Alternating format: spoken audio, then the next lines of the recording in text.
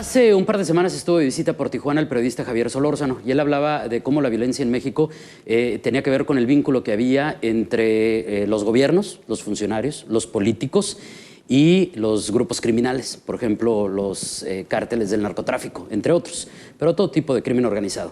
Don Óscar Genel, el decano del periodismo en Baja California, descansa en paz, hablaba mucho de cómo se había formado el cártel Arellano Félix en esta región y cómo, a la luz de los gobiernos panistas, aunque no llegaron cuando era gobierno panista, pues se pudieron establecer, fincarse y desarrollaron todo su poder. Pero quien habló con el extraditado es el periodista, escritor, ensayista, poeta y músico, y además tijuanense, Juan Carlos Reina, a quien me da mucho gusto recibir esta mañana en el estudio. Juan Carlos, muy buenos días. David, te agradezco mucho la invitación para hablar del extraditado, justamente un libro que acaba de aparecer en librerías bajo el sello Grijalbo. Es un libro que presentaré el día de mañana en el CEART a las 6 de la tarde.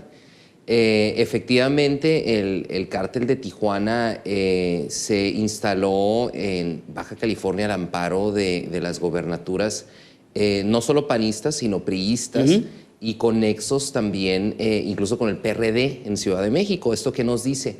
Que el modelo de corrupción institucionalizada que vivimos en México y que ha cobrado la vida de cientos de miles de personas, porque es importante decirlo que la violencia deriva de la corrupción,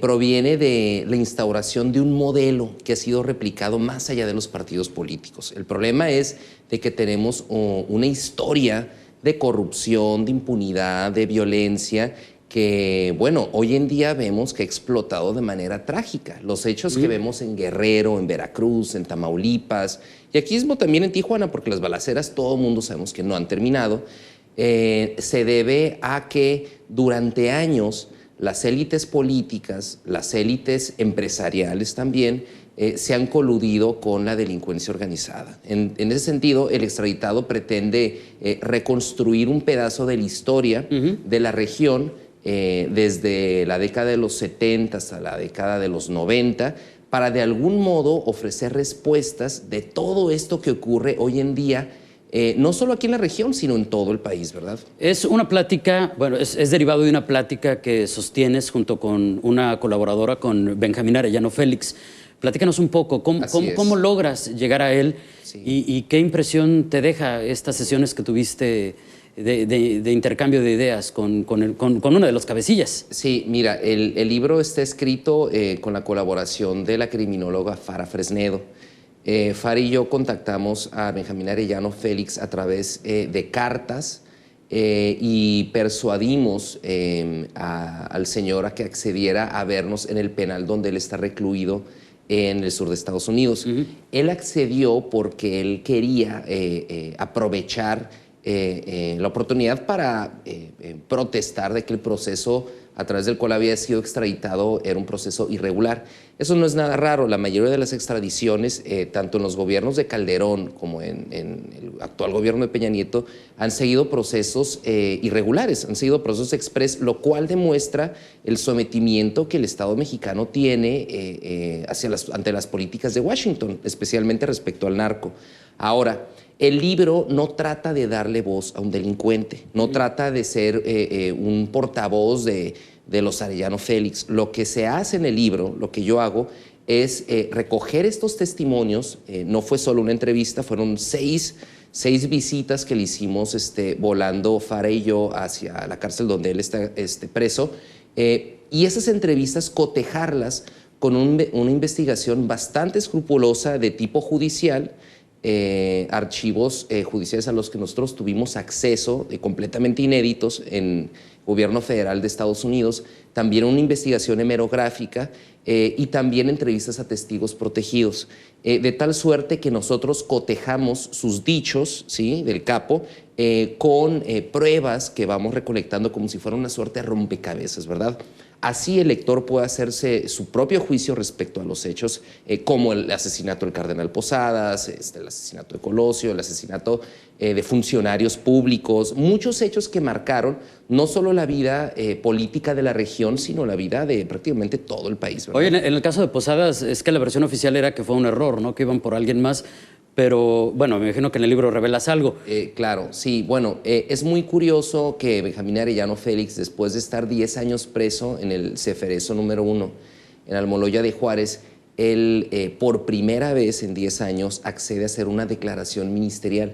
Él se había negado a hacer una declaración en todo ese tiempo, y lo primero que él hace es asegurar que se trataba de un crimen de Estado. Él responsabiliza a Rodolfo León Aragón, entonces jefe de la Judicial Federal, como el artífice el jefe del comando que realmente asesinó al cardenal. Paradójicamente, a los 2 días de que él hace esta declaración, sin terminar la declaración, o el proceso que se le seguía después de la misma, él es montado un avión de la DEA y sacado express de México, ¿verdad?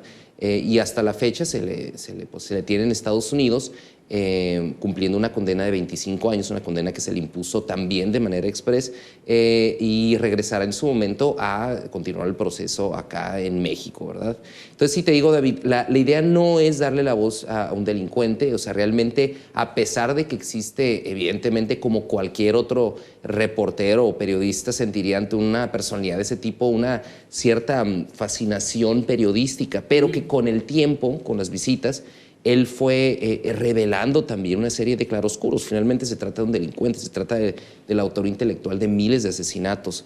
Entonces, esta complejidad, ¿verdad? Esta serie de facetas que muestra Arellano Félix, en estas entrevistas yo trato de reflejarlas intento, y creo que se logra en el libro, de tal suerte que tenemos un libro raro, un libro sui generis, ¿verdad? Que seguramente, especialmente a los tijuanenses, les encantará. Oye, en el extraditado, durante tu trabajo para aterrizar, para conseguir toda la información que finalmente se convirtiera en lo que es el libro del extraditado, me imagino que has de haber tenido una avalancha de información que no es pública. Así es. Y ese trabajo periodístico, Juan Carlos, a veces es peligroso. ¿Tú cómo lo enfrentaste? Mira, yo creo que la información que a la que uno tiene acceso, especialmente en estos archivos confidenciales, sí delata especialmente a funcionarios públicos, muchos de ellos todavía, incluso en el gabinete presidencial.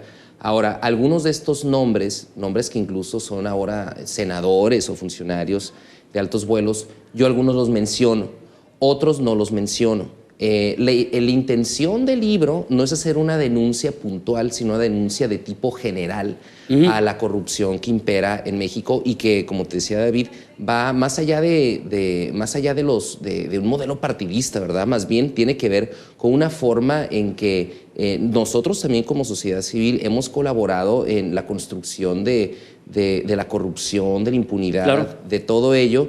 Y eso es lo que a mí me interesa revelar. Si bien la corrupción institucionalizada fue instaurada por los gobiernos priistas, fue perfectamente replicada por el resto de los partidos.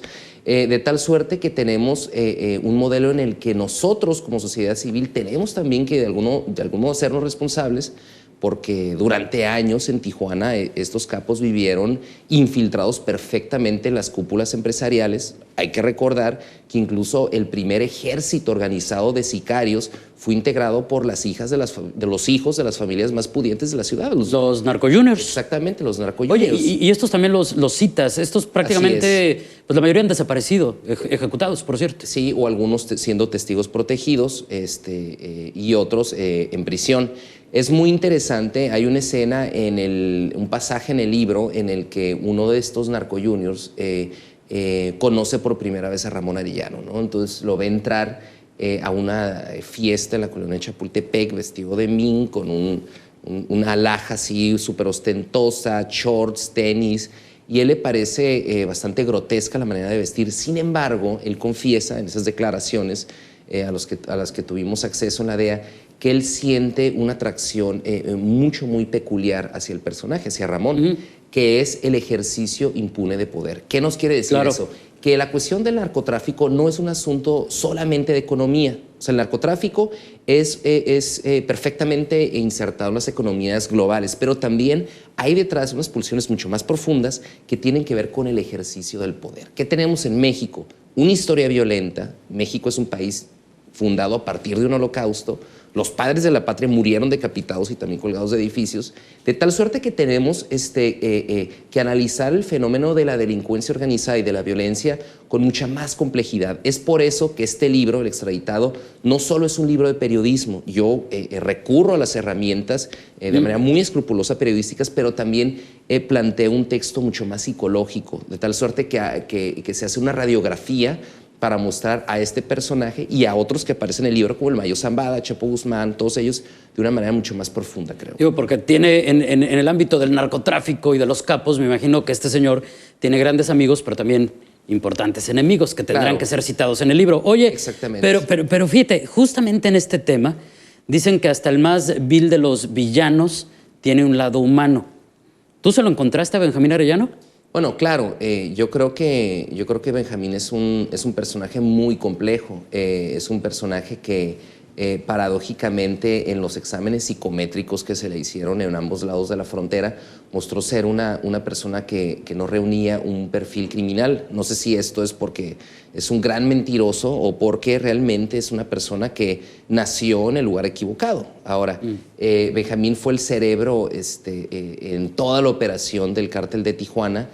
Sus hermanos de ningún modo ejercieron un liderazgo como el que él mismo ejerció. Él mismo lo dice.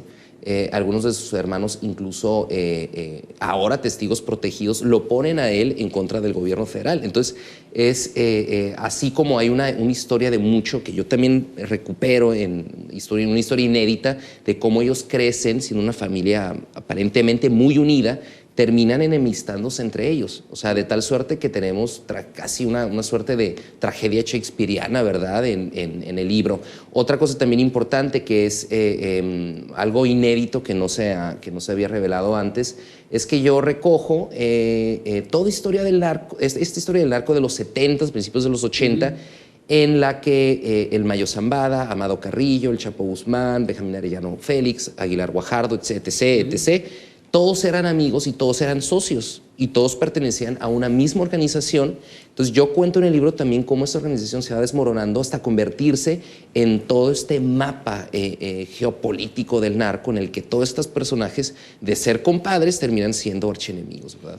Oye, al final, tú como periodista y escritor, ¿qué te deja esta experiencia del extraditado? Mira, yo creo que justo como mencionaba hace unos minutos, David, todo lo que vive hoy en día el país, este desgarramiento terrible del tejido social, esta cosa tristísima y frustrante y también, ¿por qué no?, algo que nos enoja a todos por igual, no son hechos aislados, son hechos que provienen de toda una historia, ¿sí?, de decadencia que México ha vivido y que está llegando a un punto en el que no puede seguir más a menos que queramos que la sangre nos llegue a los talones. Entonces es muy importante que la gente se manifieste, ¿verdad? Aparentemente marchar no sirve de nada, pero en un ámbito simbólico sirve de mucho. Es decir, sirve para decir a nuestros gobiernos que ya basta. Sirve decir también a nosotros mismos que como sociedad civil ya no vamos a tolerar más corrupción. Eso yo creo que es una lección que a mí me deja el encuentro, ¿no?, con las entrañas infernales del narcotráfico, pero que seguramente también le dejará a los lectores de este libro. Oye, y eso, digo, inevitablemente yo lo relaciono con el caso de Ayotzinapa y las marchas que estás diciendo. Tú eres un tijuanense que hoy por hoy radica, me platicabas, la mitad del año en la Ciudad de México, la mitad del año en Estados Unidos. ¿Tú cómo ves desde esas plazas lo que está sucediendo con lo de Guerrero, con lo de Iguala? Que, bueno, ya me diste un primer adelanto, pero mira, yo creo, David, que mucho se ha mencionado y se asegura que hay una ingobernabilidad, una pérdida de Estado de Derecho que ha permitido que segmentos enteros sean cooptados por la delincuencia organizada. A mí me parece que esto es equivocado. A mí me parece que la desaparición de 43 estudiantes, lo que sucedió en Tlatlaya, lo que sucedió en Aguas Blancas, en Acteal, en Tamaulipas, en San Fernando, esta aparición infernal de narcofosas por todo el territorio nacional, es el ejercicio perfectamente organizado del poder. ¿Qué quiero decir con esto? Que esta cooptación de la delincuencia organizada, que esta complicidad perfectamente planeada entre las élites políticas y las élites también, por qué no decirlo, empresariales. Y estos mafiosos están de algún modo ejerciendo una práctica que yo denomino de necropolítica, es decir, el ejercicio políticamente aceptado en las cúpulas de poder para desaparecer segmentos de población que piensan distinto. Yo creo que lo de Ayotzinapa es producto no de un cártel sacado de la manga, sino una operación en la que habría que investigar al ejército, no solo a las policías municipales, y pedir cuentas no solo a los alcaldes que están ahorita cayendo, sino también al gobernador y a quien está arriba del gobernador. Por supuesto, incluso un especialista en derecho, uno de los más reconocidos aquí en Baja California, nos decía que podría caer en el ámbito del terrorismo de Estado, así nos lo decía. Juan Carlos, muchísimas gracias. Al contrario, David. Y por aquí te esperamos muy pronto, por lo pronto... Le recordamos que la presentación es mañana en el CEART a las 6 de la tarde, lo presenta la licenciada Carolina Obanel y el periodista Denis Salinas Basabe. Pues va a estar entonces de lujo. Juan Carlos Reina, ¿no va a estar Fara por ahí con ustedes? Sí, va a estar Fara Fresnedo, la coautora del libro, quien también tiene una historia bastante compleja que contar y la compartirá con nosotros el día de mañana también. Muy bien, entonces estaremos pendientes de esta presentación del extraditado Benjamín Arellano Félix, del autor Juan Carlos Reina, en colaboración con Fara Fresnedo, de Editorial Grijalvo. Juan Carlos, gracias y buenos días.